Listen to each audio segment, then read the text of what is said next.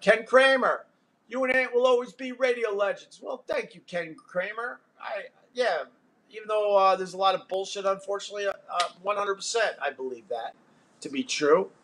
Joe Gann, what happened to Anthony? Did he just lose his mind? He was not always racist on the radio. I mean, that surprised the hell out of me too, to be totally honest with you. When I started the Opie and Anthony show and we dipped into politics and race issues, we were always trying to find the jokes. And then it all changed when Obama became president. That's my recollection. And then I fast forward a bunch of years and I'm like, holy shit, this guy's angry.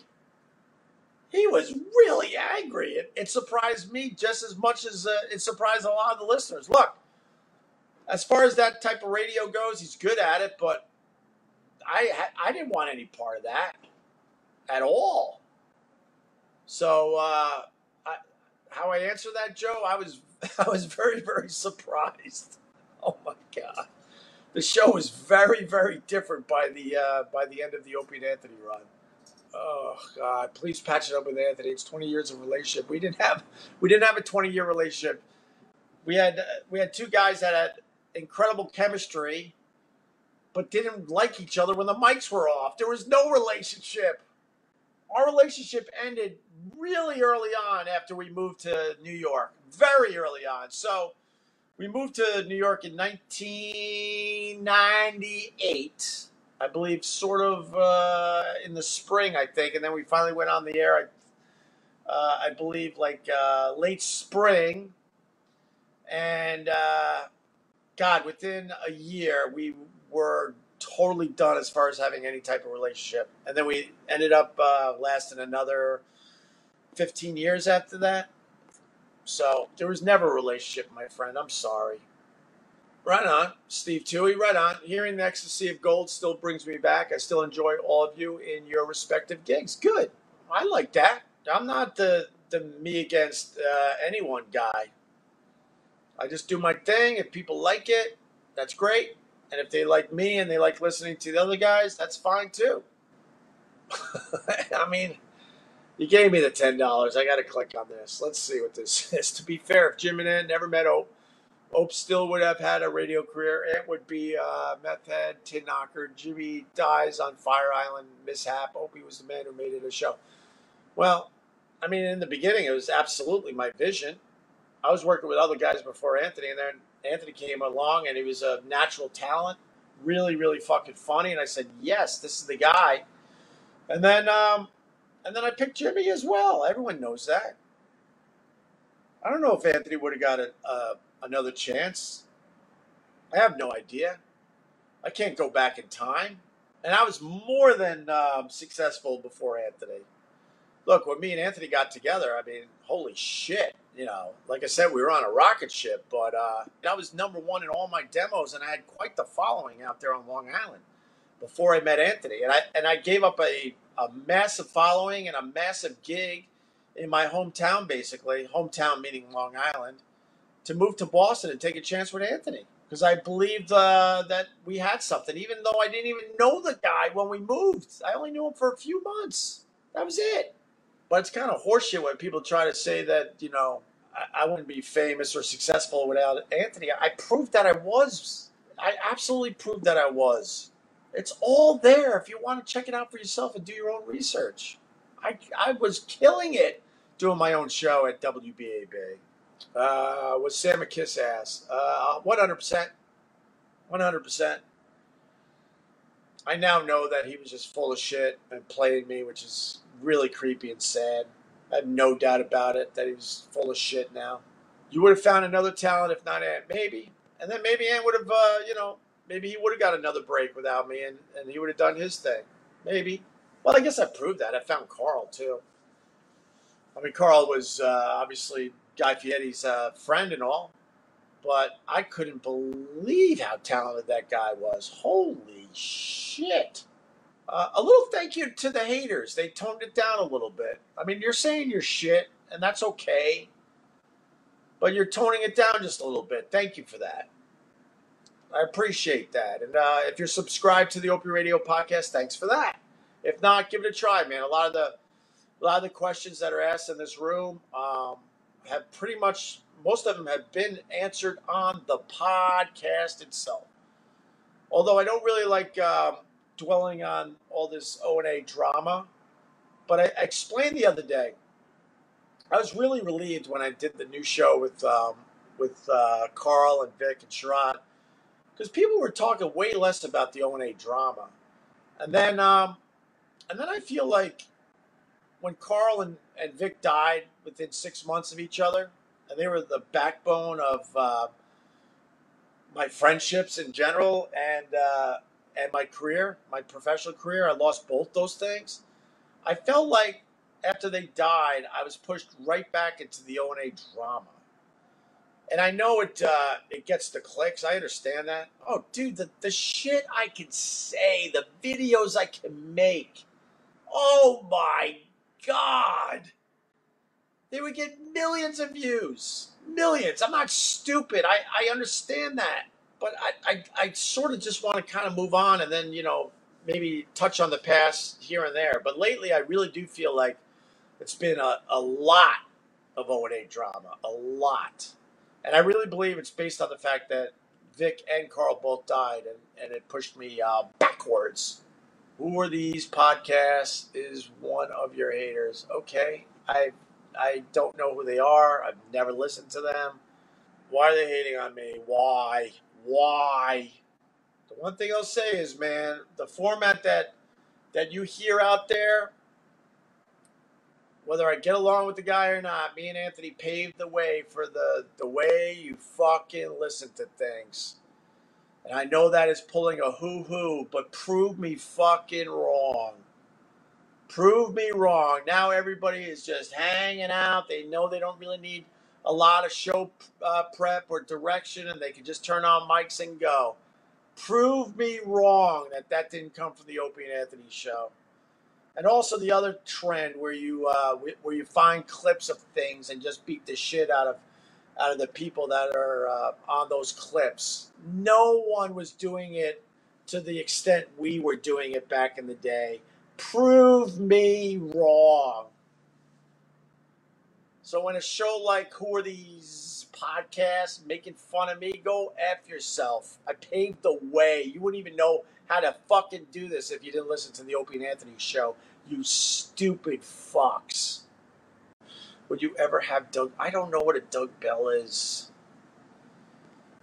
I think someone said the other day, to be fair, that it's another Jim Norton character, I guess.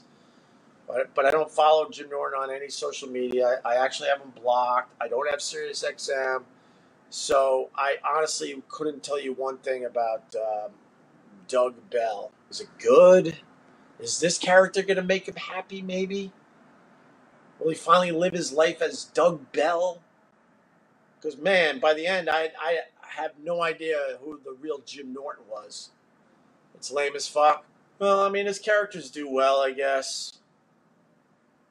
I mean, I know Chip is popular. I just hated when Chip had to become everything. Literally everything. Sabotaging radio shows day in and day out was exhausting. I hate his characters. I liked Jim Norton when he was doing Ted Scheckler or whatever. That was my favorite, Ted's Emporium. But he didn't do it a lot because he said it hurt his voice. I didn't mind. I didn't mind Chip when he peppered it in, but my frustration came when it just became so much more. And we'd be in the middle of some pretty amazing bits or a pretty cool interview, and he just had to interject Chip into everything, and I fucking hated that. So I liked it in small doses, and I thought it worked pretty well. I think the Uncle Paul thing was a terrible character. He was warned by management and stuff, and look, where I come from, you have the attitude that everything should go, but that pedophile humor, I don't know. I really believe it turned off way more people than not. And management would even come to him and say, you know, but Jimmy didn't want to hear it. He did not want to hear it. So to be fair, I hated Uncle Paul. If management didn't like it, it was probably hilarious. Casey and NorCal. Well, that's up to you. If you thought it was hilarious, you know, fair enough, man. In the end, it's up to you guys. But I think when you're trying to build a huge audience, I think a character like Uncle Paul absolutely hurt us. And honestly, Jimmy would be the first one to tell you that in general, management never came to us about our shit. It was very, very rare. They really allowed us to do our thing. All right. Shepard Smith the Gwad is back, who doesn't like us, I think. Jim is a simp for trans. His Chip Chipperson character was stolen from the Jerky Boys. The fact that his character is bigger than him speaks for itself. Oh, my. What is the closest you came to really fighting someone because of the radio? Oh, my God. My favorite one, I've told it, but I'll say it again. Me and Anthony were just crushing it in Boston at WAAF, the only station that really rocks. Marathon Day. We're broadcasting from a bar. I want to say it was called Mary Ann's. Maybe someone up there that's local could tell me, but it was right on the marathon route. And all our fans came. Holy crap. We packed it with O&A fans. We were just fucking ridiculously huge up there. Wherever we went, we packed it out. And we're broadcasting live. And we had a big, giant, table in front of us. And people would lean in to say hi. But it was a good, 3 feet across. So it was really hard to get at us.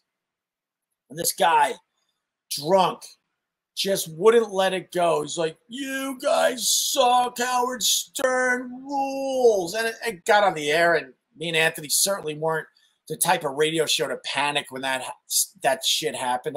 Other radio shows, for whatever reason, as soon as Howard was mentioned, they just would absolutely panic and fall apart. Not us. We're like, whatever, dude, you know? And we gave him his moment, and he just kept coming back and coming back. Howard Stern rules. You guys suck. I was a bit heated because the guy just wouldn't leave us alone. So I started sizing him up. And I realized I couldn't get a punch in because of this giant table that was in front of us that was there to protect us. So we kept going, Opie and Anthony suck, Howard Stern rules. And I started making believe I couldn't hear him. I'm like, what? I was doing like a Hulk Hogan, like, what? And he would lean in a little bit and say it again. And I'm like, what? I can't hear you.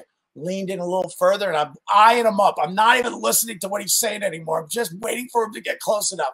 Finally, I go, I can't hear you. So he leans all the way in and he goes, Opie and Anthony suck. Howard Stern rules. And I go, wham! And I hit him with a right.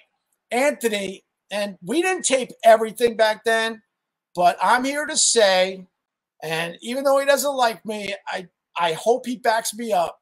Anthony, live on the air, basically went, holy shit, Opie just punched him. And now it's just craziness. Now the guy's trying to get at me, but you got to remember the whole bar was our fans, not Howard Stern fans, So then all of a sudden the bouncers came over. They were on our side. They grabbed the guy. They want to just get him out of there now because it's getting crazy because everyone's drunk. On Marathon Day, that city shut down and everyone would just get plastered. I miss being up in Boston for the Boston Marathon. Now they're dragging him out of the bar. Everyone knows he's someone that's not on our side. So now they're all, this is when you can do this shit. Nowadays, everybody would get arrested. So now everyone's giving the guy cheap shots as the bouncers are trying to drag him out of the fucking bar. That, my friends, you're lying. Am I lying? I just told you a great story. And look at this guy. He can't help himself. You're lying. Anthony will back me up. And, there were a couple other times it got a little crazy. But I think that's my favorite one. I think that one's my favorite one because I started getting heated because I was like, all right. And I was more heated like, all right, enough. Because we were among our fans, I was like, enough. And then I was getting mad that he wasn't leaning in, enough so I could get a shot in. And I got a shot in. Oh, boy, did I get a shot in. Yeah, but most of the bits on the Opie and Anthony show were real. Every once in a while, we would have to, maybe kind of spin something because we were going to get in trouble for doing it. But in general, man, it was as real as it got. And there were a lot of times program directors would tell us, don't you do that. And we would just march down the hall and do exactly what they didn't want us to do. We put it all on the line for you. I hate to say this, but there's one giant Opie and Anthony bit that was not real. And the bit itself was real. Ah, man. Well, might as well, though. I mean, I say this after telling you guys that the overwhelming majority of stuff we did on the Opie and Anthony show was real. Well, we were in Boston at WAF, the only station that really rocks. And we came up with an idea that we didn't throw past anybody. We didn't tell management. We didn't tell anybody. We just knew it would get everybody talking in Boston. And we decided to go on the air and give away $100 grand. $100 grand. We never said money. We just said we're going to give away $100 grand. And people lost their fucking minds. And we teased it and said, coming up soon, we're going to give one of you lucky listeners $100 grand. The way that we were safe, we never said money. We never said $100,000. We just said $100 grand. So the spin was, after like getting everyone really excited that they had a chance of winning $100 grand. Oh, people are saying, "Oh my God, yes, yes." This is the first time I'm admitting it. I don't know if Anthony has ever admitted it, but so we got all of Boston that was listening to us. They were freaking out like, holy shit, Opie and Anthony are giving away $100 grand. And the spin out was that we were going to give them a candy bar because we never said money. We just said we're giving you $100 grand. So we were ready to finally do the contest. And we were all in, man. Me and Anthony were all in with the consequences and everything. We got to do this.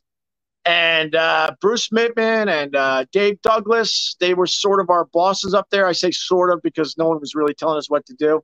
No offense to those guys. They ran in and basically said, if you don't fucking spin out of this and get a fake winner, then you're fired. And they meant it. And me and Anthony, if we did the bit a year or 2 years later, we would have said fuck you and we would have done it. But I'm not gonna lie, we were still growing hair on our balls. And me and Anthony look at each other like, this contest worked perfectly. This contest worked perfectly. So we're like, you know what? We were big, but we didn't want to take too much of a chance. So we had this sales guy, Jim. We used to call him Crazy Jim. We said, Jim, I need a favor, man. You got to be the winner for the $100 grand because they're threatening to fire us. I hate admitting this stuff, but I admit this, and I'll say it again, with the fact that the overwhelming majority of the bits we did on the radio were all real. So Jim goes, all right, I think I could pull it off. So we make believe we're taking the 10th caller. He's waiting on a line that's already on hold. We make believe it was a random call. We pop it down. It's Jim, the sales guy, yelling and screaming that he won $100 grand and he's gonna buy a new truck. And then, me and Anthony come in to entertain the huge audience we had up there and tell him, how are you going to buy a truck with a candy bar? Hey, what are you talking? He's freaking out now because he's realizing that he just got had. And he played it well. But if you really listen to that audio, I don't know how believable it is in the end. But we had no choice, and I hate to admit it. Yeah, we did the phone call with the sales guy to make sure we wouldn't get fucking fired for that bit. Hello, AF. You're the 106th caller. I'm sorry. Oh. Hello, AF. Hi. Hi, who's this? Hey, it's Craig from Waltham. Hey, Craig, guess what? Oh, did I win? You are the 107th caller. No way! Damn it, I won! I won! What, no way? You're kidding, right? 107th. Oh, wow! 107th caller. Congratulations. 100 grand! Oh, my God! You just won $100 grand, bro. Oh, Jesus. Do you know what I'm going to do with that? What are you going to do with the 100 grand? Man, the first thing, I have this old... Oh, I cannot... Jeez, I got to... Calm down. Calm yourself. I am the winner. I'm the winner! Well, what are you going to do with 100 grand, I bro? got this, I got this box for a truck. I've got to get a new one. A new, Wait, dude, how are you going to do that with a candy bar? What? How are you going to do that with a candy bar? We just gave you a 100 grand candy bar. What do you mean? We gave away 100 grand. It's a candy bar, bro. Congratulations. What? You just won a candy bar. Hey, what the I've been listening to radio for like 3 hours, man. You said 100 grand. Yeah, 100 grand. We gave you a candy bar. Congratulations, buddy. Oh, you guys are a bunch of douchebags. Hey. Congratulations, man. Uh-oh. He was pissed. So, yeah, true story. Actor, sales guy. But he did a pretty good job with it. Let's see. What about the heterosexual bit Jimmy did? Was that fake too? I don't know. Jimmy admitted a lot of stuff on our show. So, do you think you should try making up with Jimmy at least? God, no. Why? Why? We had a business relationship. That was it. The business is over. Why would I want to make up with Jimmy? How about all the people in your life? Why don't you go wander around and make up with all the people that you know did you wrong? And then get back to me. Why would I do that? Day in and day out, I don't think about any of those guys. I got my own life going on with people you'll never know or will never meet, but other people's perception because they continue to watch and listen to old O&A. You know, they just want this perfect world where we're all just good with each other. No, I have to say, I was never friends with Jimmy. We hung here and there, but I found it incredibly hard to be friends with Jimmy. Very, very hard. So there's no love lost there. There's nothing. I'm just very, very happy he's not in my life anymore. That's what I think about if you want to know the truth. I thank God. I thank God for that. A lot of great things came from me being let go from Sirius XM. I had to this is like pathetic because you know how big the show was, but I would walk down the hall. I would look into our studio. I knew I had to hang out with these guys for 4 or 5 hours. Sometimes Ant would already be there or Jimmy or both. And I would stop at the door. This is embarrassing to admit, but I will. And I would take one big breath, knowing I had to deal with something I didn't want to deal with, but I didn't know how to get out of it. And I would take a giant deep breath, and then I would enter the studio. As soon as that show was over, I was so fucking relieved that I couldn't wait to get out of that goddamn building. That was my life for many, many years. And I'm the stupid one that I didn't figure it out. That I didn't figure it out sooner. I'm the dummy. No fault to them. They're just living their lives. And then during the show, I would just sit there and I would just stop breathing. I would hold my breath. I was just anxiety ridden. My heart would just be like, so my heart's like, and I'm holding my breath. Like, those two things are not good. Absolutely not good. My life, it has to be different these days. There was a time for many, many years I would, my whole focus was on that goddamn radio show all day long. All day long. And then the show would be over, and then there would be problems every fucking day. And for the most part, the other guys weren't getting the phone calls. Did they get some of them? Sure. But I can honestly say I had phone calls all day long, every fucking day. So now that I'm in a much different place, talking about this shit way more than I have in a long time, I'm going to turn this off in a couple minutes, and that'll be it. I won't be thinking about this for the rest of the day. I'll be watching football. I'll hopefully take my dog to the dog park. I might have to go to this baby shower for my friend, and play with the kids. We might go swimming today. We got a pool in this building, and that's my life now. I refuse to think about this all day long like I used to. No, thank you, man.